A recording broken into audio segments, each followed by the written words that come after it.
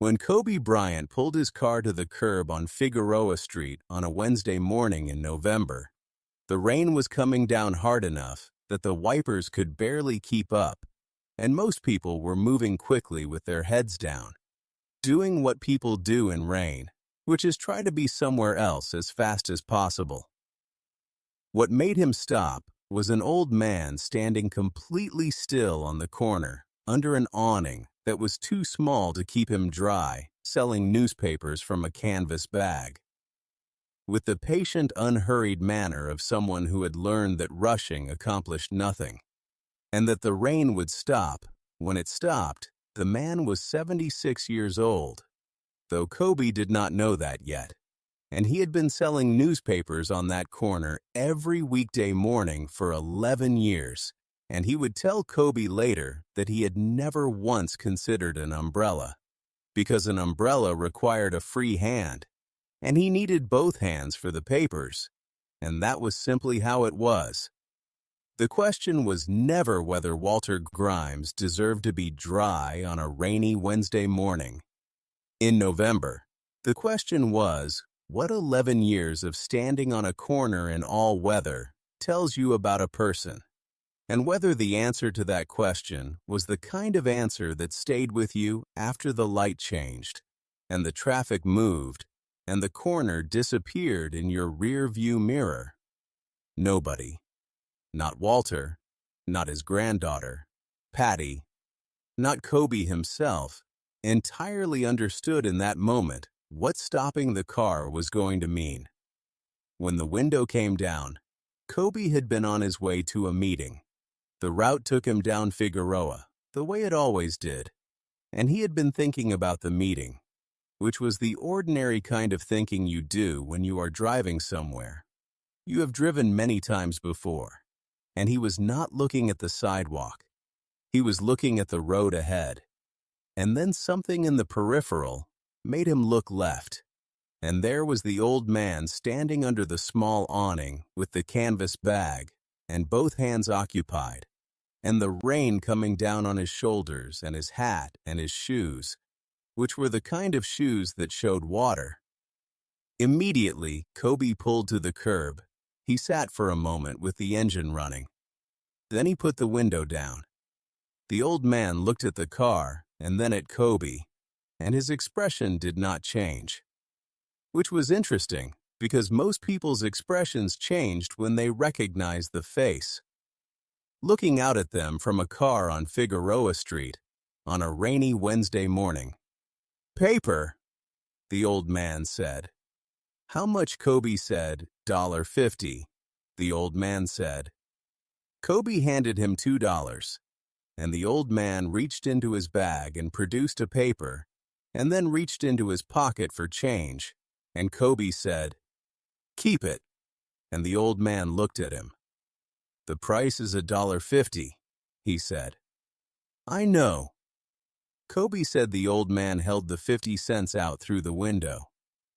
Kobe thought about the boy outside the forum and the $18, and took the 50 cents. The old man nodded once as if something had been confirmed, and Kobe said, "How long have you been out here?" And the old man said, "This corner 11 years. And Kobe said, "Every day."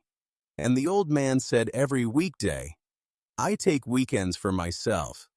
And there was a dry humor in the way he said it that made Kobe want to know more. There was a car behind him. He said, "I have somewhere to be, but I'd like to come back." And the old man said, "I'll be here until 10. And Kobe pulled back into traffic. He rescheduled the meeting from the car when he came back at 9:15. The rain had lightened to a drizzle, and Walter Grimes was still on the corner with his canvas bag and his patient manner. Kobe parked properly this time and got out and bought another paper, which Walter produced without comment on the fact that Kobe had already bought one that morning. They stood under the awning, which was still too small for two people, and Walter was still not entirely dry. And Kobe said, "Can I ask you something?" And Walter said, "You can ask why newspapers." Kobe said. Walter looked at the canvas bag. I retired 11 years ago, he said, and the retirement was fine. But the mornings were too quiet. He said, it's simply the mornings were too quiet. And I needed somewhere to be, from what Kobe asked. Post office, he said, 34 years. He said it with the particular brevity of someone who has summarized something large many times and has arrived at the shortest, accurate version. What do you do with the money? Kobe asked. Walter looked at him with an expression that was assessing rather than offended. Most of it goes to my granddaughter, he said. She's at Cal State studying nursing, and the financial aid doesn't cover everything. And I'm not going to let her take on more debt than she has to. Kobe looked at the canvas bag and then at Walter. You've been doing this for 11 years for your granddaughter, he said. I've been doing this for 11 years because the mornings were too quiet, Walter said, and the money goes to my granddaughter. Those are two different things. Kobe stood with that for a moment. What's her name? He asked Patricia. He said, she goes by Patty, but her name is Patricia, after her grandmother. How much does she need? Kobe asked. Walter looked at him steadily. That's not why I'm telling you this, he said. I know, Kobe said. I'm asking. Anyway. Walter was quiet. Her last year is $12,000, he said. The aid covers 4. She has loans for 6, and she comes up too short. Every semester. I've been covering it. He nodded at the bag with the papers. For how long? Kobe asked 3 years. He said she has 1 more. Kobe looked at the corner, the worn place in the sidewalk where Walter stood. Every morning, the small awning, the canvas bag, the shoes that showed water. Tell me about her, Kobe said. Walter's expression changed in the specific way that expressions change when someone asks about a person you love. And means it. She works harder than anyone I've ever seen, he said. She does this, and he gestured at nothing in particular, meaning everything, meaning the whole effort of being a person trying to become something. She does it without complaining. She calls me every Sunday, and she never asks about the money. She just asks how I am. Does she know? Kobe said she knows I sell papers. Walter said she doesn't know. It's for her. I told her it's for the quiet. Kobe was quiet for a moment. They stood on the corner while the drizzle lightened further, and a few people stopped for papers, and Walter served them with the same patient efficiency he brought to everything. And Kobe stood to the side and watched him work. Before he left, Kobe said, I want to take care of Patty's last year. And Walter said no. And Kobe said, I thought you'd say that. And Walter said, I mean it. And Kobe said, I know you mean it, and I'm going to do it anyway. And Walter looked at him for a long moment with those assessing eyes. Why, he said, because you've been standing on this corner for 11 years. In the rain for the quiet, and for your granddaughter, Kobe said. And she's going to be a nurse, and you have worn shoes, and I have the means to close a $2,000 gap, and I would like to close it. Walter said nothing for a long time. The drizzle had stopped entirely, and the corner was wet and bright and ordinary. All right, he said. Patty's tuition gap was covered that semester, and the next, Walter did not tell her where the money came from. He told her the paper route had a good year, and Patty had looked at him on a Sunday call and said, Grandpa. And he said, don't make a fuss. And she said, I'm not making a fuss. And he said, good, because there's nothing to fuss about. She graduated the following spring on a Saturday afternoon.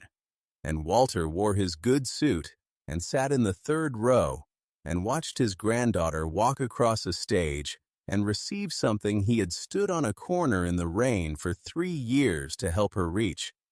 And he did not cry until he was back in the car, driving home alone. At which point he cried for 11 minutes, which was precisely as long as it took to get from the campus to Figueroa Street. And when he turned onto Figueroa, he stopped crying because he was almost home, and the morning would come early, and there were papers to sell.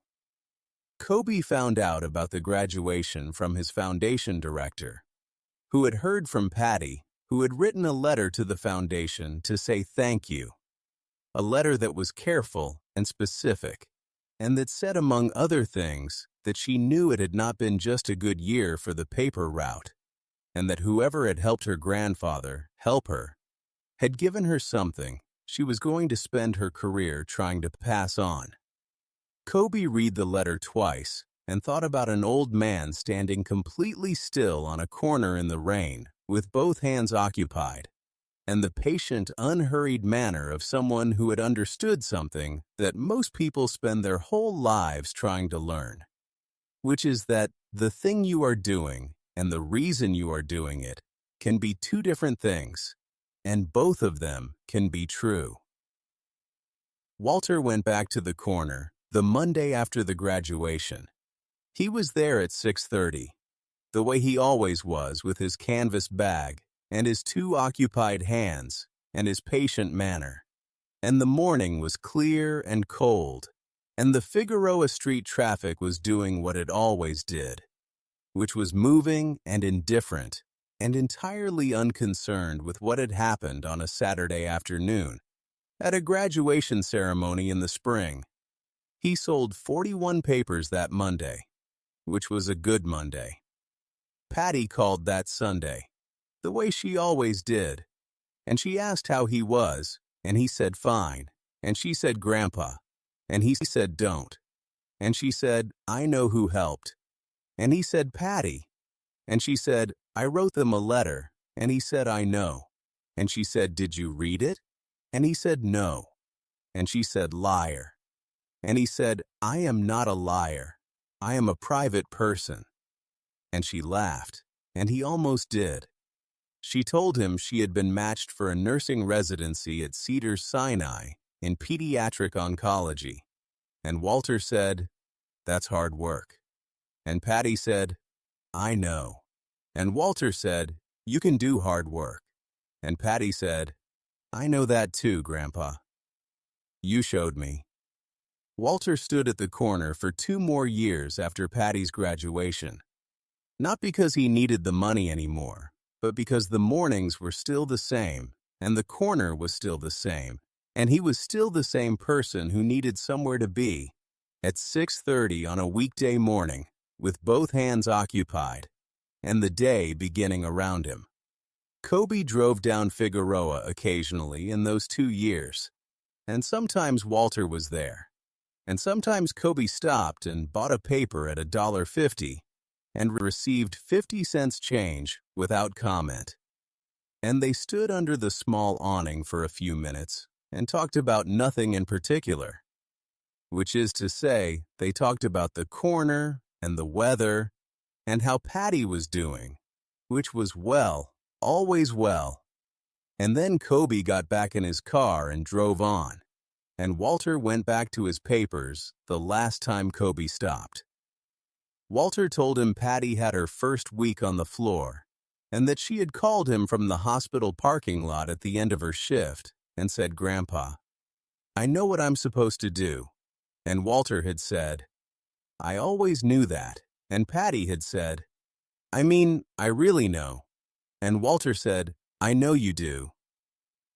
Kobe sat in the car with the paper in his hand and looked at Walter on the corner and thought about a Wednesday morning in November and rain on Figueroa Street and an old man standing still while everyone else moved and what it had taken to pull to the curb and put the window down and how that one stopped car had led to a Sunday phone call in a hospital parking lot and a granddaughter who knew what she was supposed to do, and Walter on his corner in the clear, cold morning with both hands occupied, doing exactly what he had always done, which was show up and let the work be what it was. If this story moved you, drop your city and country in the comments below. And if you believe that the people who stand in the rain for someone else deserve to be seen, please hit that like button and subscribe. Click the video on your screen right now for another story that will stay with you.